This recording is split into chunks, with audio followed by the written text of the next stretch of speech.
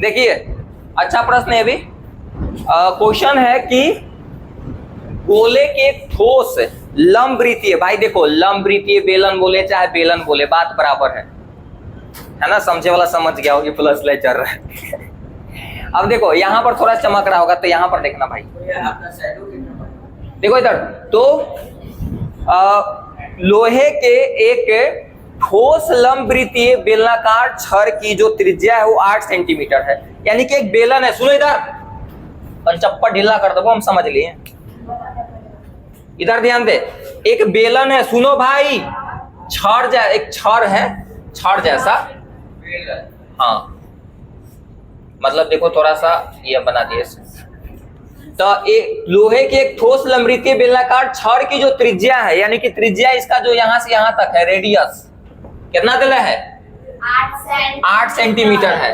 तो बोला है कि इसे पिघला कर 6 बराबर ठोस गोलीय गेंद के रूप में ढाला गया, मतलब एक छड़ है इतना, ऐसे इसका रेडियस कितना है 8 सेंटीमीटर, इससे पिघलाया, अब पिघला के 6 गो गोला बनाया, 6 गो गोला, अरे गेंद गेंद गेंद, 6 बराबर ठोस गोलीय गेंद के रूप में ढाला गया, यानी कि 6 बराबर मतलब 6 गो बराबर बराबर क्या बनाया गया, गेंद इससे ढाला गया, यानी इसको पिघलाया गया।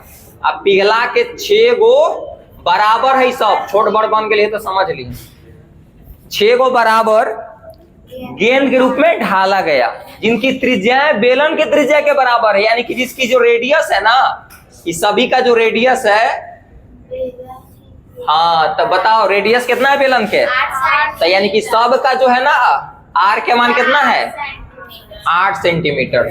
तो बोला है कि छड़ की लंबाई ज्ञात करें, बस काम खत्म। आयतन लगाएंगे, कैसे आयतन लगाएंगे, लोहे लंब वृत्तीय बेलन के आयतन बराबर 6 गुना गोला का आयतन, क्योंकि 6 तो बराबर है ना, तो बता 6 से गुना कर भी तो इसके जो मटेरियल है और यह अकेले बराबर होते कि ना, तो बस वही लगाएंगे। समझ में आया, 6 से काहे गुना किए, क्योंकि 6 को बराबर बराबर हले, तो लिखेंगे चूंकि क्या लिखेंगे, हाँ हाँ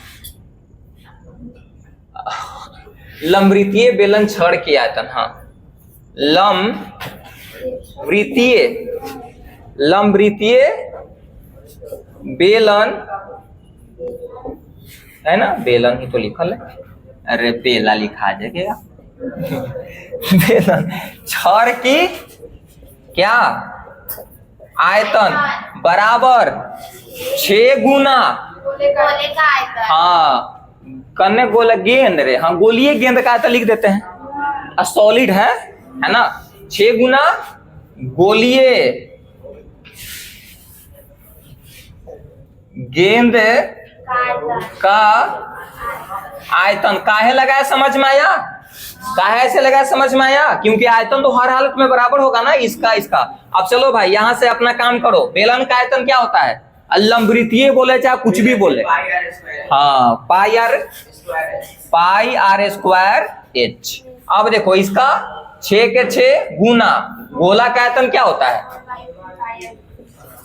4/3 पाई आर क्यूब। अब ध्यान दो, पाई से पाई खत्म, अच्छा ध्यान दो यहाँ पर फिर से 2 गो आर है ना, तो यहाँ पर खत्म हो जाएगा, क्योंकि आर सेम है, काट सकते हो तुम।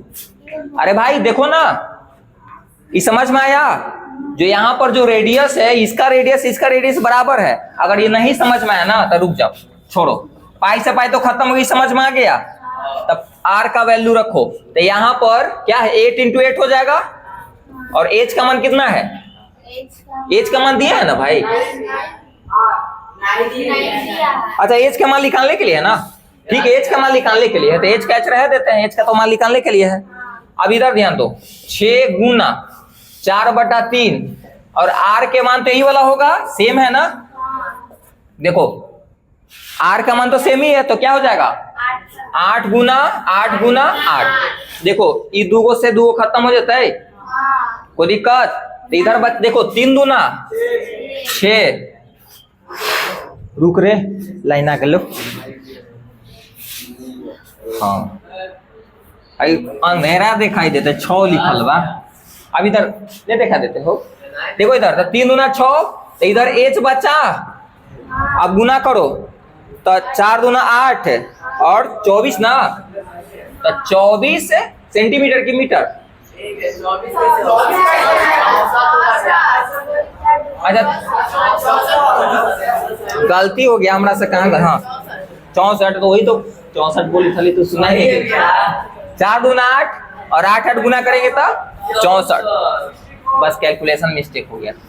64 क्या हो जाएगा, मीटर आएगा। मीटर की सेंटीमीटर है, सेंटीमीटर है, तो यहाँ पर लिख दो सेंटीमीटर। हाँ कोई दिक्कत है? कैलकुलेशन सही है ना? चलो ठीक है भाई, उतारिए।